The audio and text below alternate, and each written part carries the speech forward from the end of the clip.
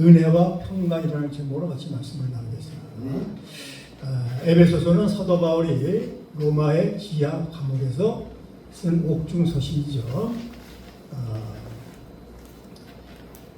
옥중서신, 사도 바울은 신약성경 27권 중에서 절반 가까이, 히브리서까지 보면서 13권을 썼죠. 거의 절반 가까이. 옥중서신이 있고 목회서신이 있고 나머지 일반서신.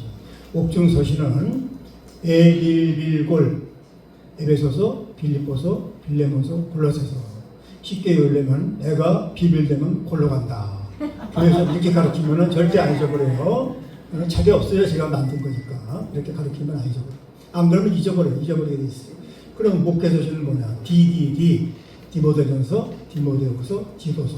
물론 디모데후서도 물론 그것도 감옥에서 쓴 거예요. 그러나 내용이 목회 내용이 많기 때문에 목회서신이라고 해요. 디모데후서는 가장 나중에 바울이 죽기 직전에 나중에 쓴 거죠. 그래서 이 에베소서는 2000년 전에 옥에서 책을 쓴다는 게 대단하죠. 근데 사도 로마의 지하 감옥은 손이 묶여 있어요. 쇠사슬로. 근데 어떻게 썼을까? 그것은 사도 바울이 로마 시민권자이기 때문에 그래요. 로마 시민권자는 많은 특권이 있어요. 감옥에서도 한 명에서 두 명의 시중을 줄 수 있는 사람이 있어요. 그래서 아마 누가가 있지 않았느냐. 왜 디모데후서에서 그런 말 하잖아. 내 옆에는 누가만 있는다. 근데 마가가 보고 싶다. 데리고 가라고 디모데 쓰죠. 누가는 의사예요. 의사. 그래서 로마 시민권자는 많은 특권이 있어요. 십자가형도 안 당하고 돌에 맞아 죽지도 않아요. 또 재판도 항상 로마 황제 앞에서 재판받아요. 안 그랬으면 사도 바울은 벌써 몇 번 죽었을 거예요. 그렇게 옥에서도 이런 특권을 받은 거예요. 그래서 대피를 한 거예요. 대피를. 자기가 구술을 하고, 물론 이 당시에는 사도 바울은 눈까지 다 안 보일 정도로 이렇게 건강이 안 좋았다고 그러죠. 그래서 에베소서의 주제가 뭐냐? 화목이에요. 우리가 구원받으면 하나님과 화목해야 되고 동시에 사람하고도 화목해야 돼요. 사람하고도 화목해요. 주제가 화목이에요. 그래서 에베소서는 참 짧아요. 6장밖에 안 되는데 이 안에 다 있어요. 구원론, 기독론, 교회론, 마귀론까지 다 들어있어요. 그래서 우리가 참 깊이 있게 공부를 해야 할 때 에베소서예요. 이 안에 다 들어있단 말이죠. 자, 1장 2절에 보세요. 은혜와 평강이 너에게 있을지어다. 은혜와 평강 제목이에요. 자, 기독교는 은혜로 시작해서 결과가 평강이라는 거죠. 자, 평강은요, 우리가 생각하는 사전적 의미와 성경의 의미가 약간 차이가 있어요. 사전적 의미는 이렇게 돼 있어요. 국어사전에 아무 일 없이 무사하여 마음에 아무 걱정이 없는 상태, 마음이 평안한 상태. 이거 평강의 사전적 의미예요. 그러나 성경적 의미는 뭐냐면 원수된 사람이 화해해가지고 서로 부둥켜 안았는데 그 팔이 끝까지 안 풀어지는 그게 성경적인 평강이에요. 그래서 이것은요, 분리된 것들이 연합의 의미가 있어요. 그래서 무사 아니라는 그런 의미가 아니에요. 자, 선악과를 먹고 하나님과 함께 끊어졌죠? 그것은 성경에서 죽었다고. 그런데 그게 어떻게 됐어요? 그래갖고 이제 선악을 내가 판단하는 거예요. 하나님이 아니고 기준이 내가 됐기 때문에 자기 중심적이 됐고 이기적됐죠, 인간이. 나한테 좋으면 다 선이고 나한테 나쁘면 악이에요. 그래서 범죄함으로써 어떻게 됐어요? 카인이 자기 동생 죽였어요. 그 밑에는 뭐 별의별 사람 다 나타났잖아. 뭐 라멕도 나타나고 전쟁 잘하는 사람도 나타나고 좀 칼 같은 거 잘 만드는 사람 나타나고 창세기 뭐 그런 사람 나타나는 거예요. 즉 전쟁이 시작됐다는 거죠. 그래서 인간의 범죄로 원수된 하나님과 할애되는 것이 바로 평강이에요. 그 보기 평강. 시브리 인사에 샬롬, 그에 평강이 있을지어다. 근데 자, 하나님과 나와에게 평강이 이루어졌어요. 구원받고. 근데 이 땅에서는 뭐 어떻게 돼요? 이 땅에서는 전쟁이 시작돼요. 하나님과 평강이 됐는데 이 땅에서는 전쟁이 시작된 거예요. 왜? 이게 하나님이 우리에게 주시는 평강이 그래요. 이 땅에서는 고달파요. 전쟁이 벌어져. 예수 때문에 손해보는 거예요. 오히려. 손해보고 고단하고 예수 믿고 복받아서 부자 되는 게 아니라 하나님과 평강이 됐는데 오히려 손해보고 고단하고 멸시받는 것이 바로 그리스도의 평강이라는 거예요. 자, 사업하는 사람들은 이제 그동안에 뇌물도 주고, 한국에서는 접대 문화가 발달돼서 접대 안 하면 사업이 안 돼. 저 골프장에 왜 사람 이렇게 많냐고, 대한민국에. 다 부자예요? 아니에요. 자기 돈 치는 사람 별로 없어. 사업하는 사람 외에는. 공무원들, 직장인들 다 접대 받는 거예요. 거기서 돈 내게 해가지고 돈 또 뇌물 못 주니까 내게 해서 일부러 치고 돈 들어오는 거예요. 골프장에 사람 다 외박을 해요. 그러니까 접대를 해서 돈을 갈고 탈세하고 뇌물 주고 그랬는데 예수 믿고 나서 접대 안에 술 안 마셔, 술집 안 데리고 가, 접대 안 해줘, 탈세 안 해, 법 지켜, 가난해지는 거예요. 사업이 안 돼, 한국에서는. 그런데도 우리 어떻게 돼요? 세상 사람들 실패. 저 예수 믿을 때 저는 사업 안 돼갖고 저는 꼬레지 좋다 하지만은 어떻게 돼요? 오히려 기쁘고 잠잠해지는 것이 어떻게 돼요? 그게 하나님 주시는 평강이라는 의미입니다.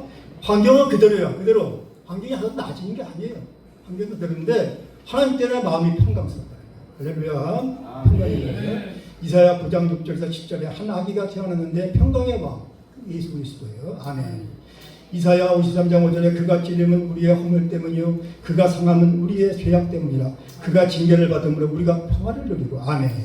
스가랴 9장 10절에서 예수가 이방 사람들에게 화평을 전할 것이요 아멘. 골로새서 6장 20절에 그의 십자가의 피로 화평을 이루사 만물 곧 땅에 있는 것이나 하늘에 있는 것들이 그로 말미암아 자기와 화목하게 되기를 기뻐하시리라 아멘. 골로새서 3장 15절에 그리스도의 평강이 너희 마음을 주장하게 하라. 너희는 평강을 위하여 한 몸으로 부르심을 받았나니 너희는 또한 감사하는 자가 되라. 아멘. 감사하는 마음이 평강의 창고를 여는 열쇠를 믿으시기 바랍니다. 자, 1장 2절에서 뭐라고 해서 감옥에 있는 사람이 오히려 밖에 있는 사람보다 평강이 있어가. 자기 감옥에서 묶여 사형수예요. 내일 이제 죽을지 몰라. 사형수야. 근데 자기는 평강이 있으니까 다른 사람보다 평강이 있어. 1장 3절에는 신령한 복이 뭐냐? 예수님 오시기 전에는요 물질과 눈에 보이는 복으로서 복을 주셨어요. 그런데 예수님 오시기 후에는 하나님의 복을 영적인 복으로 다루기 시작했다는 것이죠. 예수님은 우리가 돈 많이 버는 것이 복이라고 안 했어요. 우리가 성공하고 자식이 성공하고 우리가 성공해서 건강한 것이 복이라고 그런 말씀 안 하셨어요. 그런 말씀 안 하셨어요. 이런 복들은요 예수님 오시기 전에 구약의 신명기의 복이에요. 구약은 신약의 그림자라고 해요. 그림자. 십자는 신약이에요. 우리가 예수님이 구약을 리모델링 하셨잖아. 아니 변개시켰어요. 우리가 구약을 모르면 신약을 알 수가 없어요. 또 구약은요 신약으로 해석이 돼야 되는 거예요. 이런 관계가 있는 거죠. 신약이 실체라는 거예요. 그래서 구약 시절은요 예루살렘을 중심으로 한 지상 천국을 지향하는 거기 때문에 눈에 보이는 복을 주신 거죠. 근데 신약은 뭐예요? 하나님 나라를 소망하기 때문에 그래요. 예수님 어서 소망하신 말씀이 뭐래요? 회개하라 천국에 가까워왔느니라. 벌써 도착했다는 거예요. 완료야 완료. 도착. 야 하나님 나라 시작했어. 회개해. 응? 하나님 나라에서 무슨 무배영장에서 구경하고 뭐가 필요해? 하나님 나라 시작했어요. 하나님 나라가 시작됐다는 것은 하나님의 통치권 속에 사는 사람들은 천국에 있는 거예요. 아무리 돈이 많고 뭐 똥똥으로 살아도 하나님의 통치권 밖에서 그게 지옥이라는 거예요. 벌써 시작이 됐다는 거예요. 여기 계신 분들은 모두 하나님의 통치권 속에서 천국 속에서 사심을 믿습니다. 그게 천국에 사는 거예요. 그래서 하나님 나라에 그런 거 필요 없다는 거예요. 구경화, 무배영장소. 왜? 이런 복은요 불신자도 받을 수 있어요. 불신자도 그런 복 세상 복 잘 받아요. 또 예수 잘 믿어도 못 받을 수도 있다는 거예요. 왜? 그 일반론적인 게임을 해요.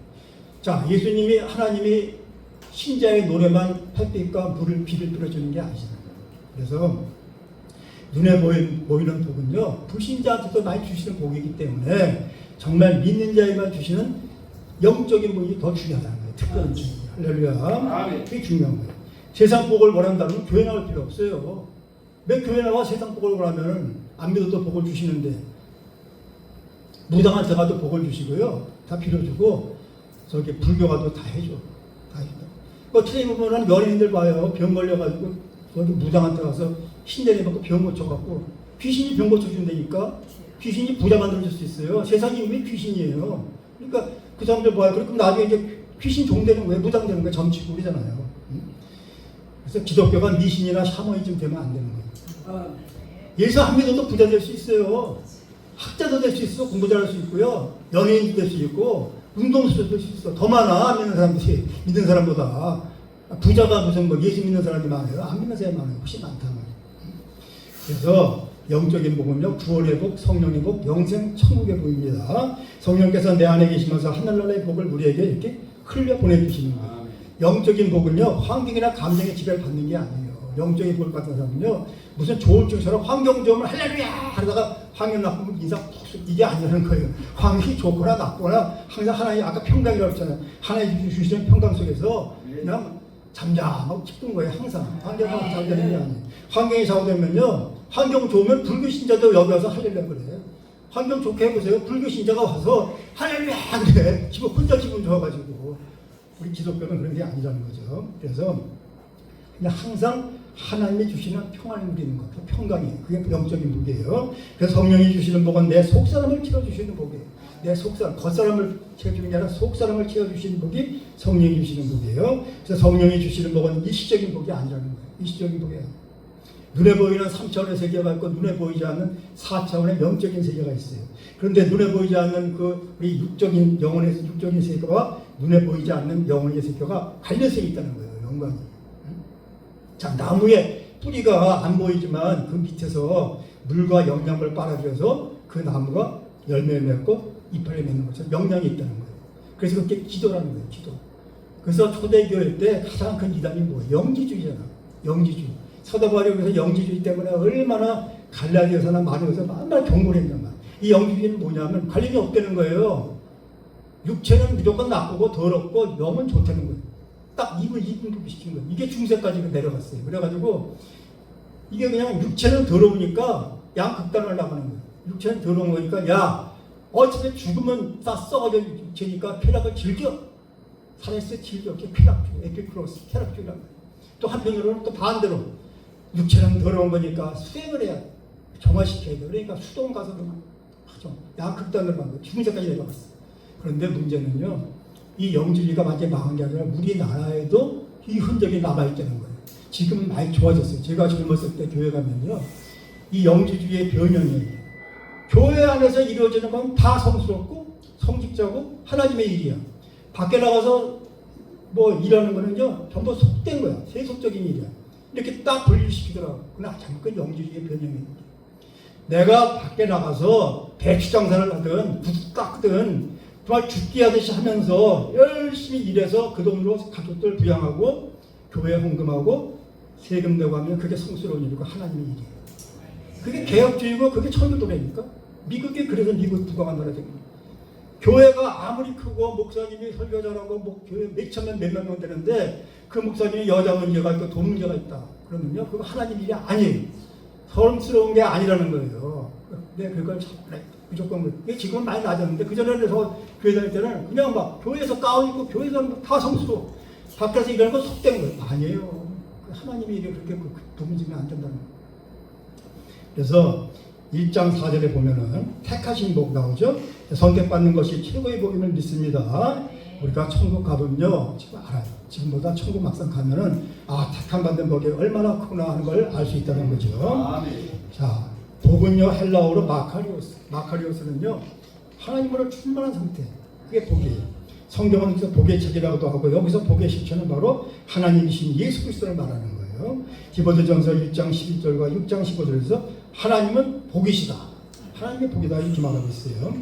히브리어 복의 베레카는 무릎을 꿇다라는 바라크에서 나온 거예요. 무릎을 꿇는 게 복이라는 거죠. 그래서 복이라는 것은 전능하신 하나님 앞에 겸손하게 무릎을 꿇어서 얻는 것임을 보여준다는 것입니다.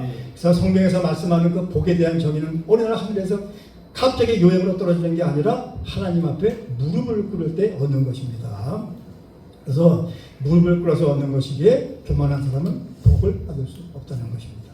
교만한 사람은 무릎을 꿇으니 자신이 노력해서 쟁취하려고 그래요. 근데 복은요 얻는 게 아니에요. 누리는 거예요. 교만한 사람은 그냥 제가 쟁취하려고 그러니까 그냥 얻으려고 뭔가 스트레스를 받으면서 내가 애를 써서 억지로 한번 해보려고 그러는 거예요. 근데 우리가 누리는 건요 하나님께서 미로부터 자연스럽게 주셔가지고 그냥 순리대로 누리며 즐기는 거예요. 그래서 겸손한 사람은요 하나님 앞에 무릎을 꿇는 사람이 겸손한 사람. 이게 겸손. 교만한 사람은요 무릎을 안 꿇고 내가 어떻게 하면 해보겠다는 교만한 사람. 겸손한 사람은 오직 하나님만이 복의 근원임을 깨닫고 고백합니다. 할렐루야. 그래서 하나님 이의 존재에게 복을 구한다는 거예요. 특히 세상 복을 구하면 그것은 무상숭배라는 거예요. 세상 사람들이 말하는 복은 뭐예요? 행복하다. 해피라고 그래. 해피. 아, 나 해피. 저도 옛날에 그랬어요. 아, 기분 좋아. 해피. 그 해피가 어디서 나왔어요? 해프닝에서 나온 거예요. 해프닝. 해프닝은 우연히 발생되는 거예요. 왔다 가는 게 해프닝. 그게 해피. 우리 믿는 사람들은요, 축복은 해피가 아니에요. 블레스라고 그래요. 블레스. 블레스는 어디서 나왔어요? 블리드, 피울리. 예수 그리스도의 보혈이 축복임을 믿습니다. 달라요. 그래서 우리는 블레스예요. 해피. 교회 와서 나 해피해. 그렇게 하면 안 돼. 축복은 블레스입니다. 미국 사람들이 나라의 위기 때 부르는 노래가 있어요. 그게 뭐예요?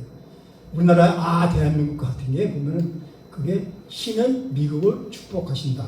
그런 노래가 있어요. 우리가 옛날에 그 디어 헌트라는 영화 있잖아요. 안 보셨어요? 거기 보면 주인공들이 월남전 갔다 와서 그 노래 부르잖아. 그게 영어로 뭐예요? God bless America. 쉽잖아요. 하나님은 거기서 블레스라고 해요. 블레스가. 팔복도 거기서 신명이 가난한 자가 복이 있다. 거기도 블레스예요. 신명이 가난한 자가 복이 있다. 보면 영어 성경 보면요, 반 갈라진 성경 있잖아요. 그거 보면 좋아요. 그래서 Blessed are poor in spirit 이렇게 돼 있다는 거예요. 그러니까 원래는 이렇게 복이 있도다 신명이 가난한 자 이렇게 번역을 해야 되는데 그냥 우리는 신명이 가난한 복이 있다 그랬죠. 그러니까 다 블레스예요. 그래서 중요한 것은 예수 그리스도의 보혈이 바로 복이라는 겁니다. 요한복음 15장 19절에 너희가 세상에 속하였으면 세상에 자기의 것을 사랑할 것이나 너희는 세상에 속한 자가 아니요 도리어 내가 너희를 세상에서 택하였기 때문에 세상에 너희를 미워하느니라. 아멘. 세상이 미워한대요 우리를. 왜? 하나님이 우리를 택하셨기 때문에. 왜 그래요? 세상 임금이 사단이에요. 사단이 임금이기 때문에 그래요. 성경은 하늘이 세 개라고 하잖아요. 3층 전에는 하나님 계시고 2층 전에는 천사와 마귀가 비슷하게 있어. 1층 전 여기는요 마귀가 새카맣게 붙어 있는 거예요. 눈에 안 보여 그렇지. 그러니까 마귀가 주인 노릇하고 있는 거예요. 그래서 우리가 모든 사람한테 칭찬받는 크리스천이 좋은 크리스천이 나쁜 크리스천이. 우리는 나가면 전부 사람들 칭찬받아야 되는 줄 알아요. 그거 좋은 크리스천 아니에요. 나쁜 크리스천이라고. 왜요? 사단이 주인인데 여기 좋은 사람만 있어요 세상에. 나쁜 사람도 하나요. 좋은 사람한테 칭찬받고 나쁜 사람한테 욕먹어야 되는 거예요. 그게 좋은 크리스찬이에요. 크리스찬인들은 뭐 빛과 소금이 돼야 되고 뭐 온유해야 되고 뭐 비판하면 안 되고 순종해야 된다 그러니까 그걸 오해하는 거예요. 오해. 그러니까 그냥 뭐 남하고 다퉈도 안 돼. 응? 화내도 안 돼. 그저 옛날에 제가 교회를 개척을 했는데 저 금천구야. 2층인데 이거 불교신자 아줌마인데 미치겠더라고요. 겨울만 되면 그냥 뭐 물이 막 흘러가지고 벽이 계속 흘러가는 거야. 어떤 때는 그 밤에 이제 사람이 없으니까 흥도가 없으니까 내가 안 갈 때가 있어. 그러면 하는 거야. 그 자기가 고쳐줘야 되는 거예요 주인이. 그거를 그 안에 소모품은 내가 하는 거지만은 안에 배관에 보온이 안 돼가지고 공파된 거거든. 벽을 깨야 되는 거니까 그런 주인이 해야 되는데 안 해주는 거예요. 물이 막 계속 흘러니까 수도에 어마어마하게 나오는 거예요.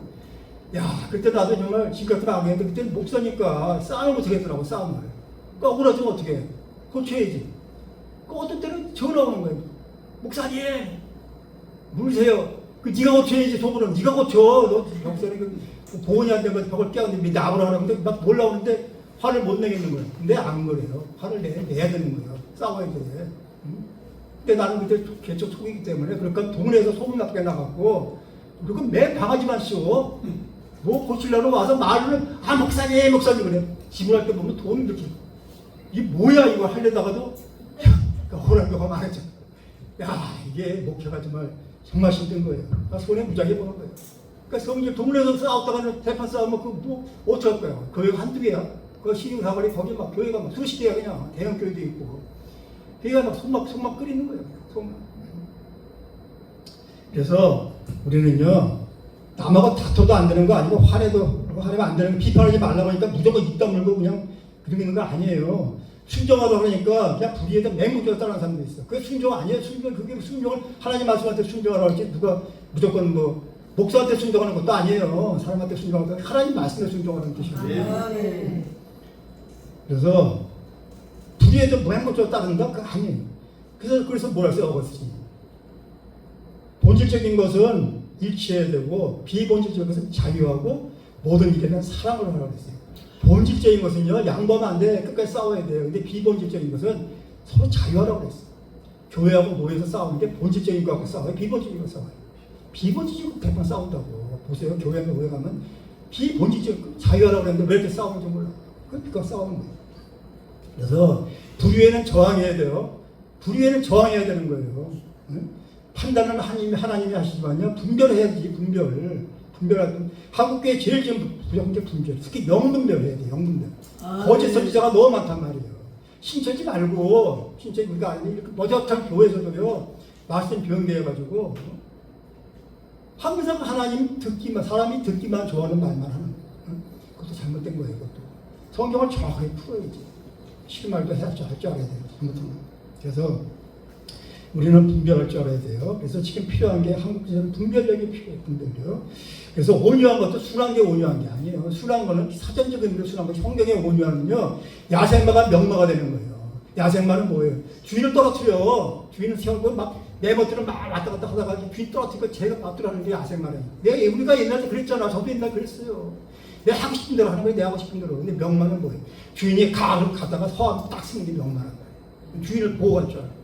그게 온유예요. 성격적 의미가. 그래서 우리가 하나님 자녀가 되면 신분이 바뀌는 거예요. 빌립보서 3장 10절에 우리의 시민권이 하늘에 있다고 했어요. 우리는 하나님의 자녀인 것이 가장 큰 자랑거리가 돼요.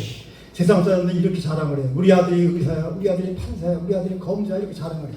그런데 우리가 아니야, 우리 아들은, 우리 자녀들은 하나님의 자녀를 묻는다고 말이에요. 무서워. 응?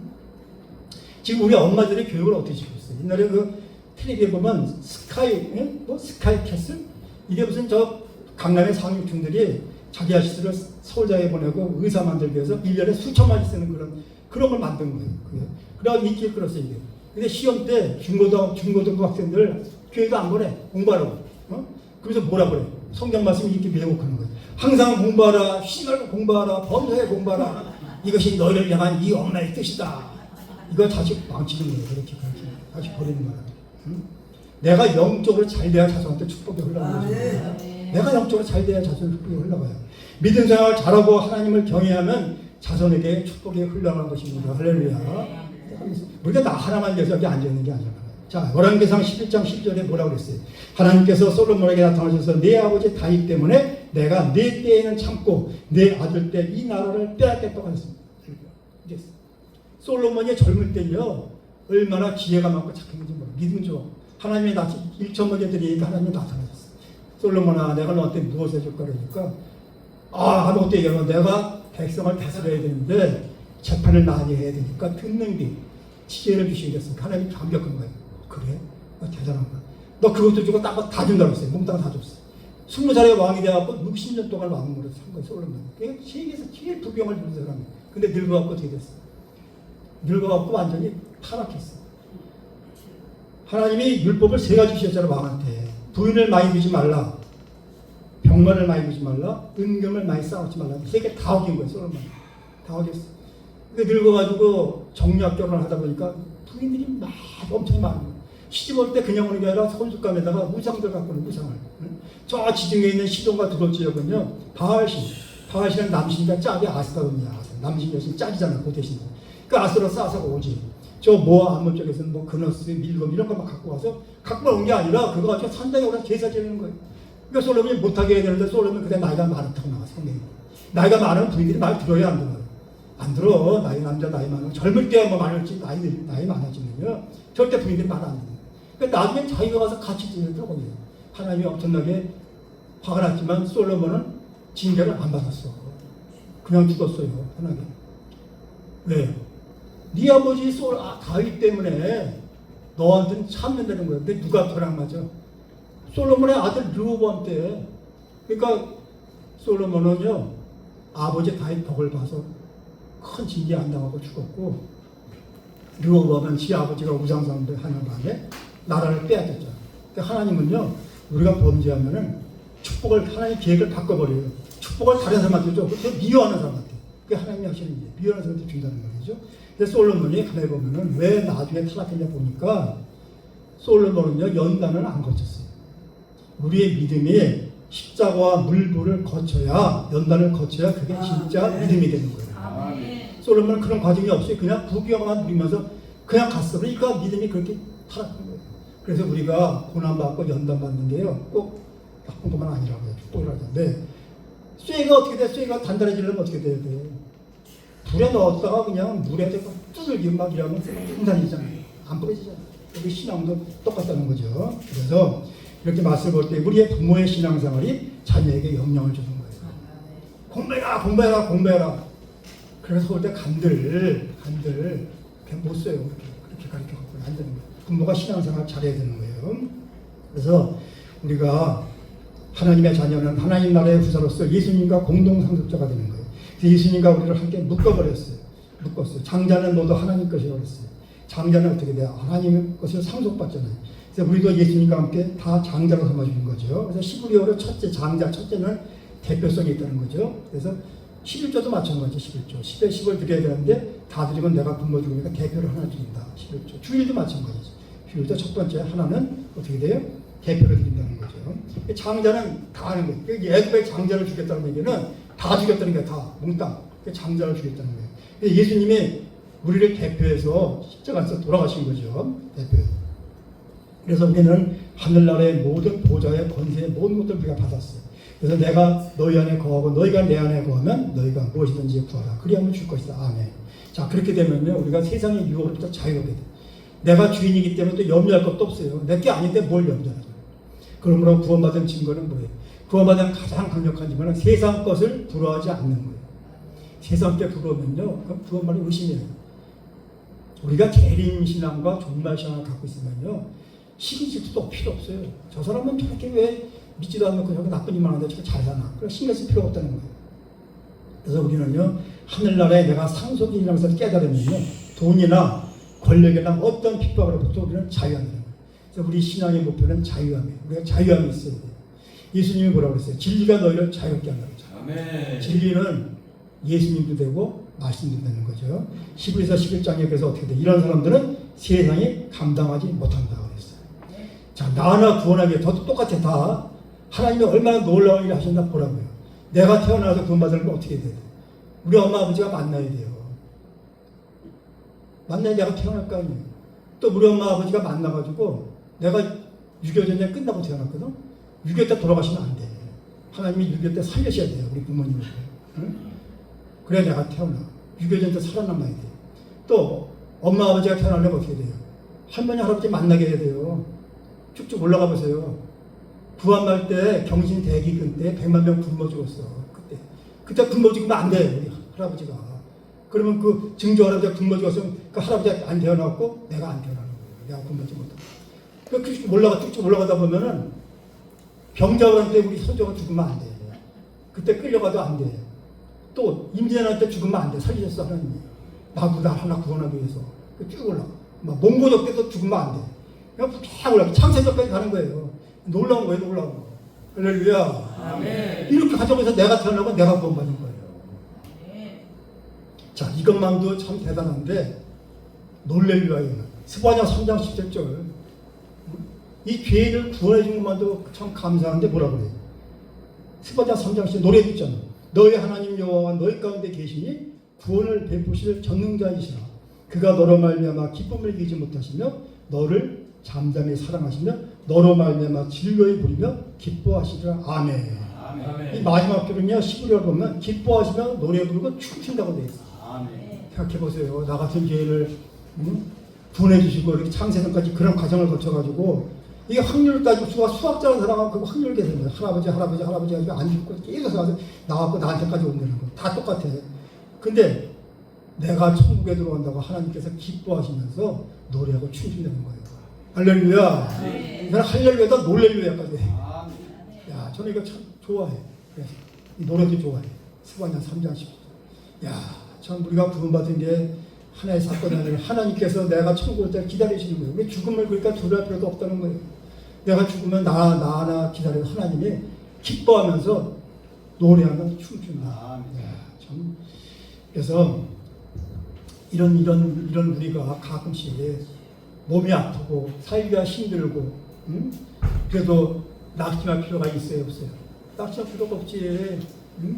하나님이 나를 이렇게 창세전부터 나를 이렇게 힘들게 구원하시고 또 이렇게 스바냐 3장 10절에서 내가 천국에서 들어온다고 기뻐서 노래하고 춤추는데 몸 좀 아프고 살기가 힘들고 자식들이 속세지고 한다고 해서 낙심하고 그렇게 한숨 쉬고 살지 않으시기 바랍니다. 정말 신앙과 재림신앙이 확고하게 우리한테 있으면 돼요. 정말 재림신앙 이거 확고하게 갖고 있으면요 끝나는 거예요. 다 끝나.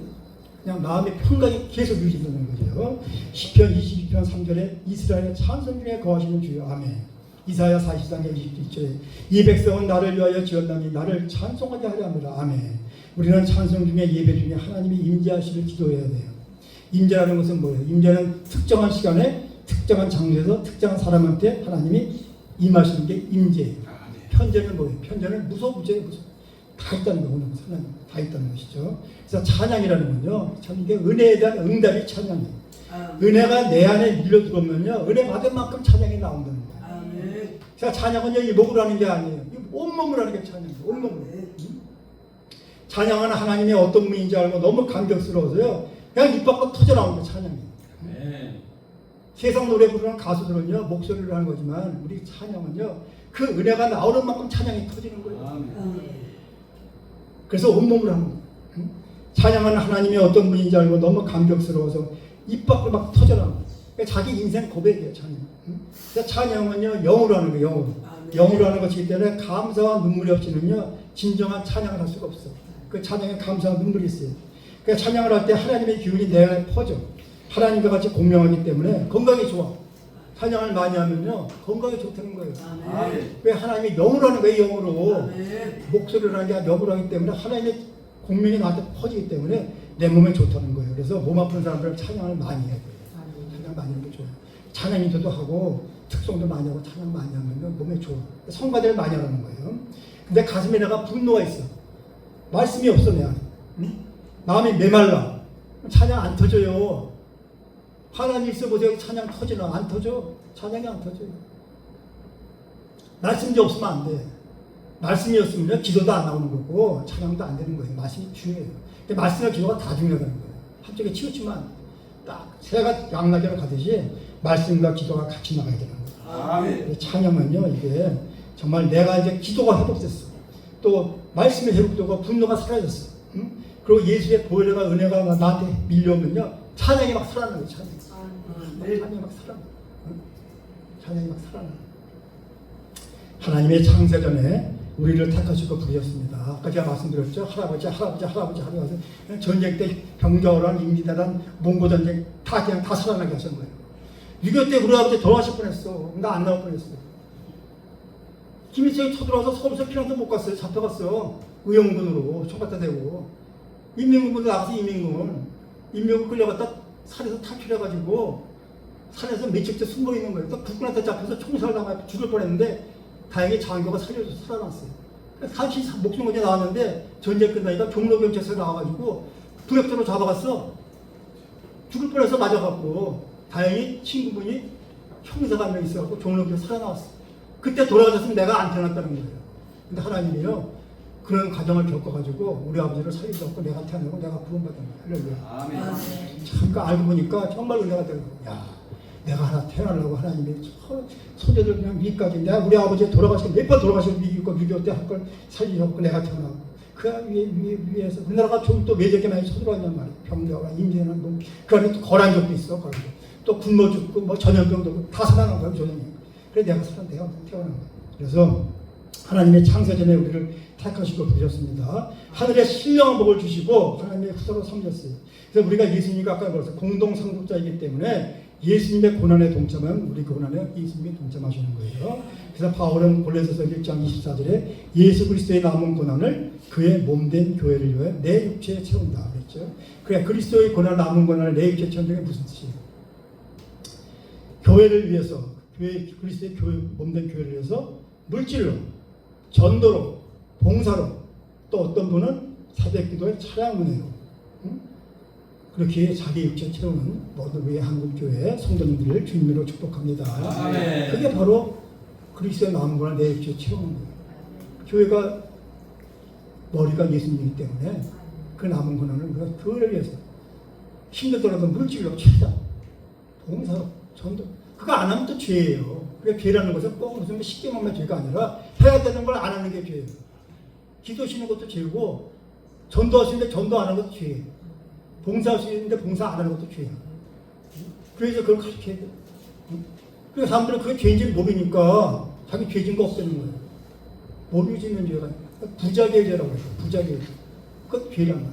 그러니까 다 죄인이에요. 죄인.